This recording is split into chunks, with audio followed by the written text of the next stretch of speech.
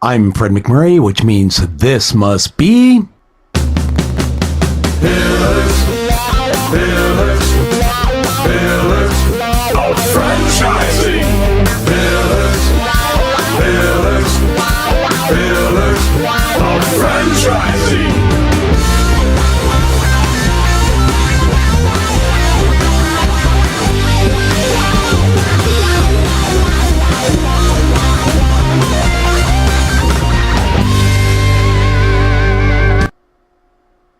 Good afternoon. Happy Thursday. We're glad you're joining us today on the Pillars of Franchising, where we have our special guest today, Dr. John Hayes, and we are talking about the new show, the Franchise Hot Seat. We're going to learn much more about that and the exciting results that they've had right after this with Sarah Spain and Word on the Street. Hey, Sarah. Hey, Kristin. Hi, how are you? Good. How are you? Good. Today I was hoping that you would tell me about my support system when I'm starting up a franchise. Who is going to help me? Who's going to support me? What is my franchisor going to give me? Well, that's a great question. And the first thing that people have to realize is when you decide to buy a franchise, that's just the beauty of it, right? Is that they have proven systems. They have to come to the table, so to speak, with manuals, not only just operational manuals, but training manuals. They need to have all the financials planned out for you. And part of what you'll find in the franchise disclosure document, we frequently refer to it just as the FDD, is item 11, which talks about the responsibilities and obligations that the franchisor has to the franchisee and the obligations that the franchisees have to the franchisor. So often in there, what you'll find is that they can get help with the finding and remodeling or build outs of their facilities, which is very important because we want to make sure that everybody is successful. And of course, the franchisor understands that probably better than anybody based on their models. We expect them to give us pre-opening checklists, right? So that they have exactly kind of a plan book or playbook, so to speak, like you would in sports. Often there's remodeling that might be necessary. We've talked a lot about Subway and some of the things that have been going on with them and the constant remodels, re-signing, things of that nature. Again, they'll help you with negotiating a lease, any necessary equipment, sign packages, inventory. Most franchises, when you open, they have an opening day package for you. So when you go to your office, you may get, for example, we had computers, a printer. We knew exactly how many cars we needed to have, how they needed to be logoed. And you also frequently get, we're a little wackadoodle over there. We also happen to get a lot of vendor support. So they reach out, they let some of the marketing people know that you're there, then you can touch base with them. They're familiar with the brand. They already have the artwork. So there really is quite a bit. I will say to people who've not been into business before or they have not been involved in franchising, this is a big opportunity to really look at the brands closely before you decide and make sure based on the confidence you have in yourself, your previous background that you have, that the model will work for you based on the level of support that they have. Most brands have business coaches out in the field. So let's say, Sarah, you get open and you're like a year down the road and things are going fine, but you need to tighten up some of your key performance indicators. That's where a business coach might come in, work with you on your KPIs, talk about all of the costs that you have, where you might save money, operational issues that might be out there. Again, franchising is all about being in it together. And so I think that's one of the best parts about it is that you should expect quite a bit of support from your franchisor. And who's the best person to ask about that? The people who own the brand already, right? So when you're doing your validation calls, ask those kind of questions. Yeah, that's helpful. Thank you, Kristin. You're welcome. I hope you have a great day. You too. Thanks.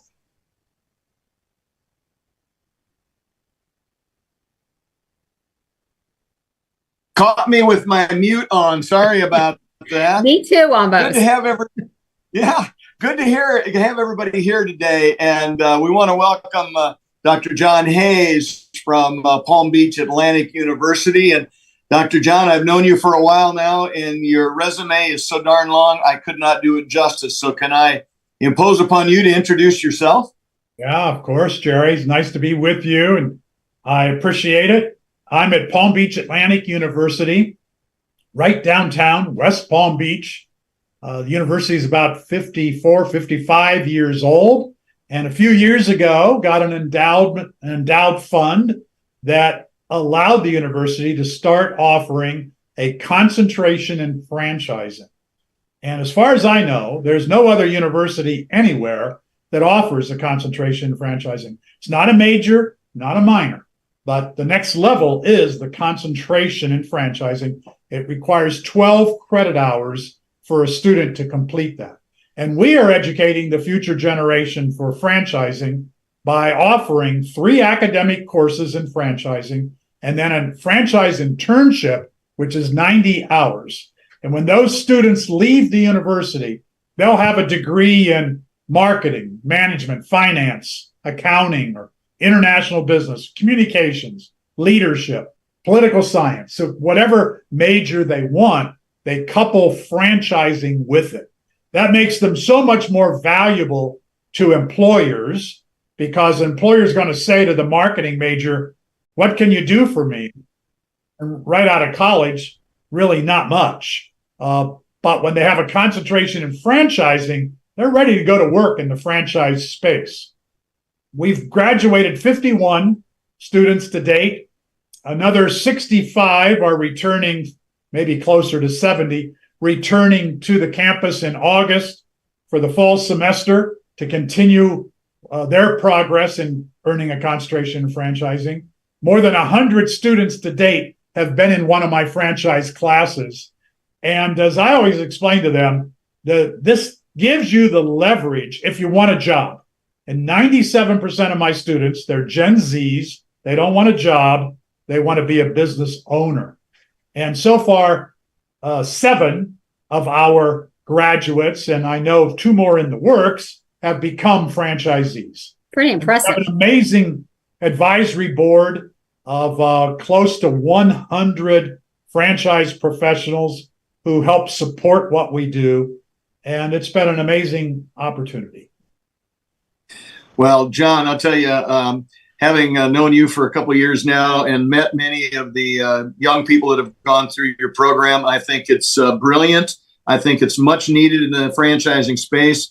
I think you're literally changing the world of franchising by helping bring in these Generation Zs who are learning franchising from you, and then they're also getting opportunities to learn it from franchisees and franchisors, and couple, the college learning as well as the actual on the street learning and so on. I think it's brilliant, and it's only going to continue to help improve franchising overall. So kudos to you. Well, thank you. John, today we're going to focus primarily on the franchise, the hot seat show. And I wanted to let you talk a little bit about that. I've watched some of the episodes where you're allowing emerging brands to come on and be in front of some industry professionals that, will listen to the story and give them some critique and so on. So can you share a little bit more about that? Well, thank you for that. And in the heart of the pandemic, actually closer to the beginning, we came up with this idea that why don't we do a Zoom version of Franchise Hot Seat, which puts a franchisor into the hot seat, puts them in front of, all on Zoom, our dream team, let the dream team hear about their business, and then the dream team will comment on what they're doing right, what they're not doing so well. The dream team would have opportunities to invest or to recommend that franchisor think about another investor who the dream team members knew, or some of the dream team provided financing, marketing, etc. So we started out, we did 2 seasons of that, I think 16 or 17 shows. We recorded them on Zoom, put them all on our franchise YouTube channel, on the Franchise Hot Seat YouTube channel, where they are today. And College 101 was one of our first episodes, and Class 101, not College 101, Class 101, and Woofies. And both of them have been acquired by private equity, and not because of the Franchise Hot Seat, although they've given us great testimonials telling us about how useful that experience was, because they got to speak to a dream team of seasoned professionals who would take time to say, here's what you ought to think about doing differently with your marketing or the kinds of franchisees you're bringing on. Well, we changed it all up in season 3. We went live in a studio. We recorded 8 new episodes, and 6 of them are currently on YouTube. We've been releasing 1 episode per week during the summer, and we've been getting some great results. From John, can you tell us a little bit about, you mentioned the dream team several times.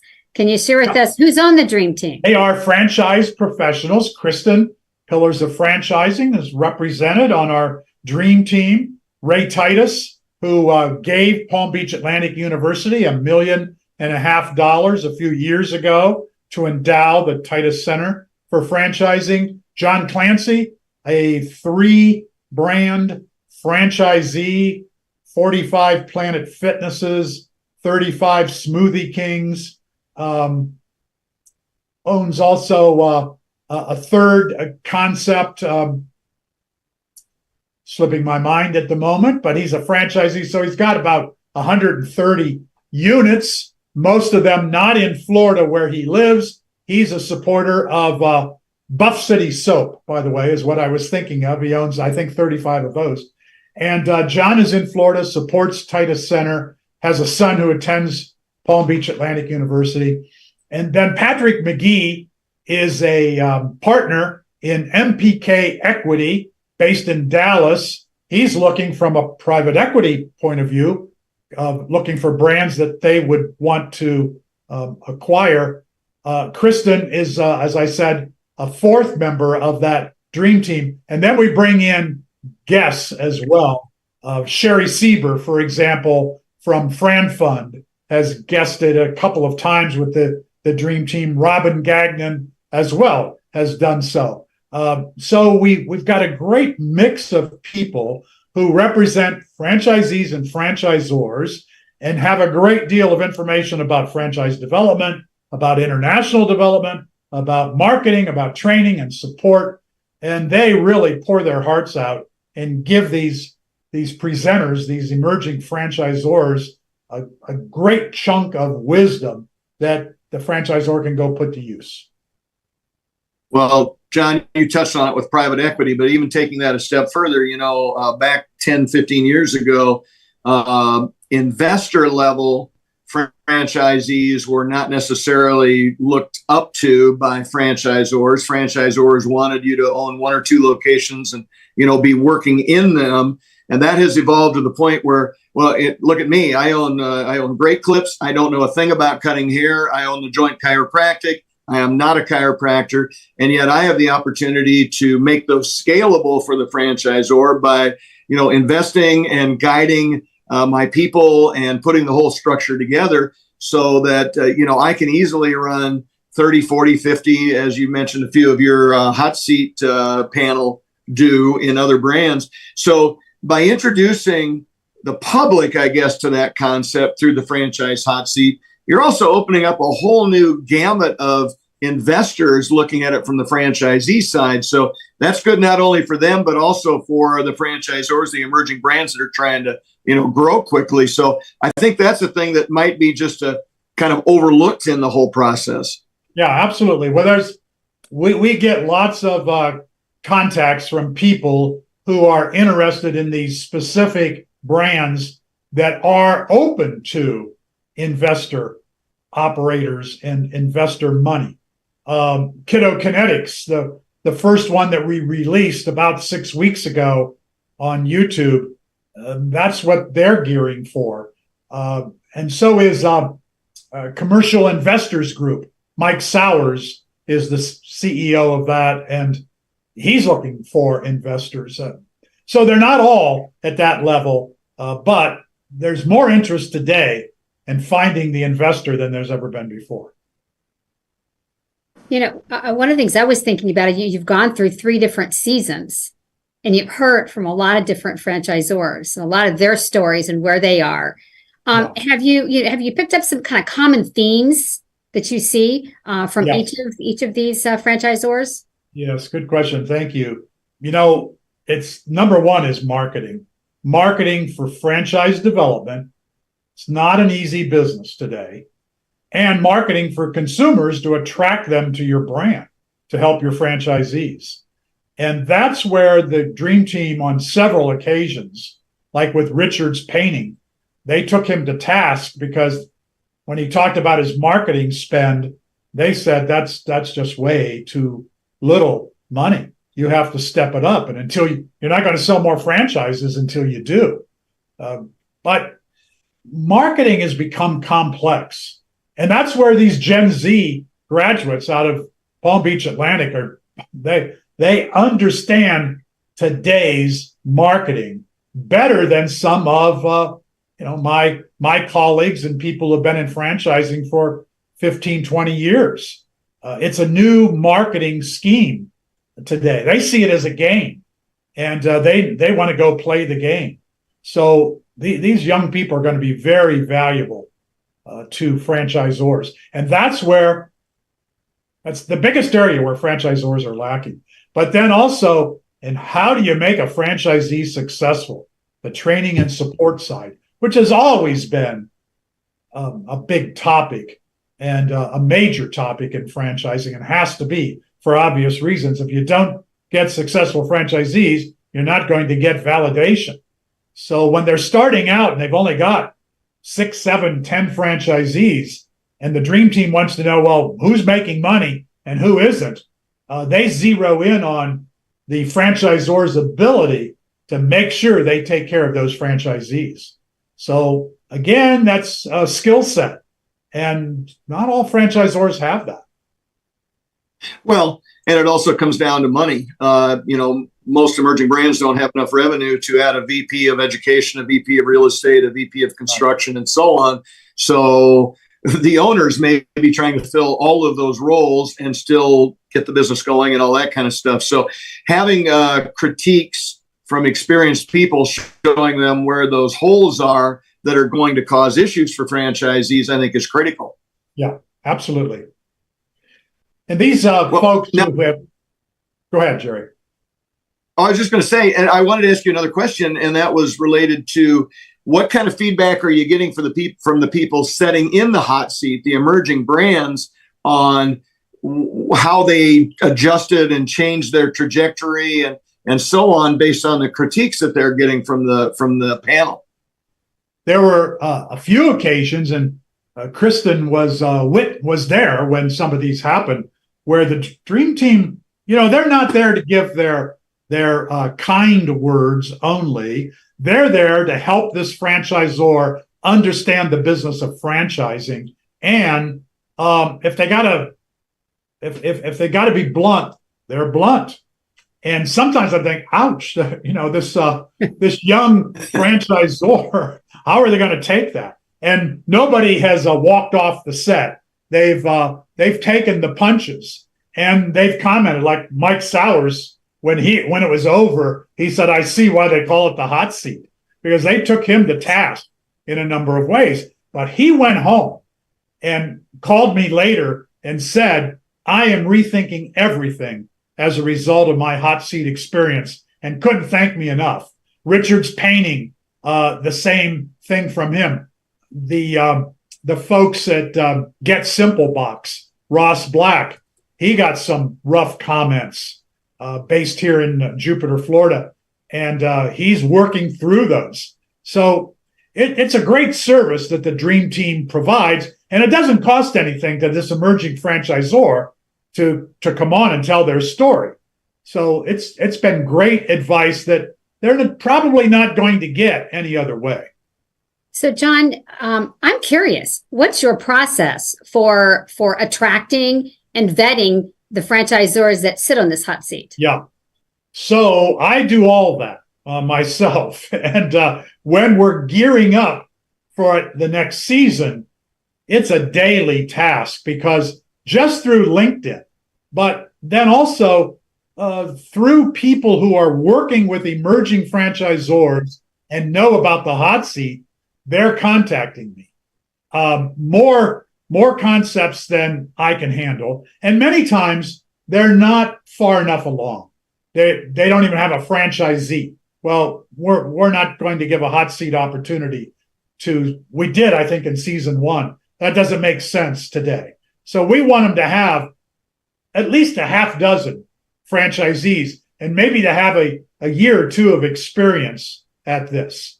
And then they've got to produce a 3 to 5 minute video that sort of is their audition video. Because if they can't hold an audience, they can't get a story out, they can't tell their story succinctly, well, we can't put them in the show because we let people tell their story, whatever their story is. We don't script it in any way, but it's got to be concise. And, so I do work with them to prep them once they're selected. Well, John, I have a comment and then a final question for you. According to the International Franchise Association, there's about 600 new franchisors born every year. So you should not ever have a shortage of potential franchisors to come on your show. Right.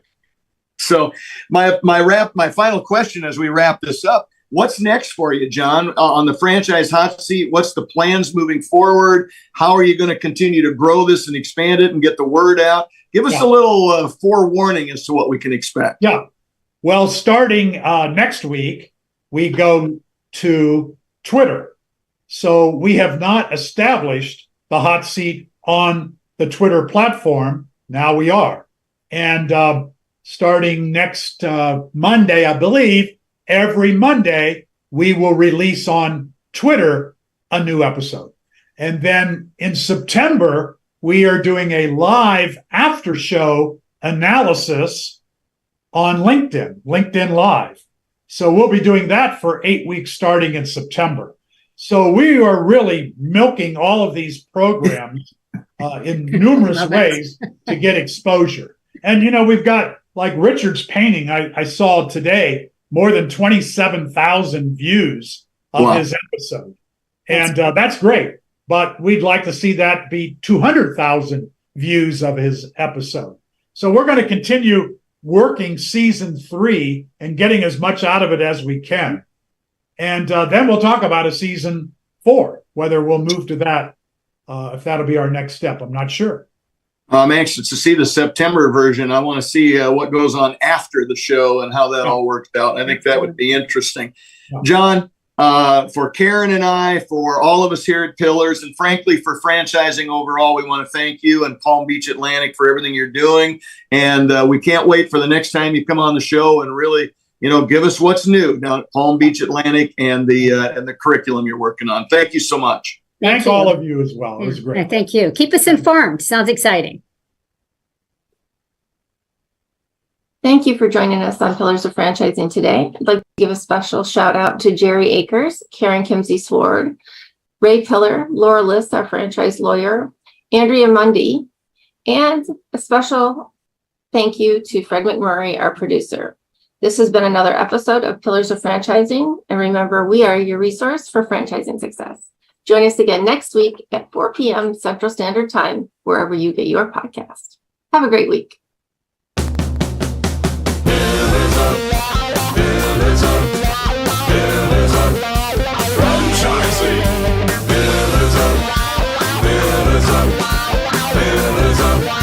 Franchising.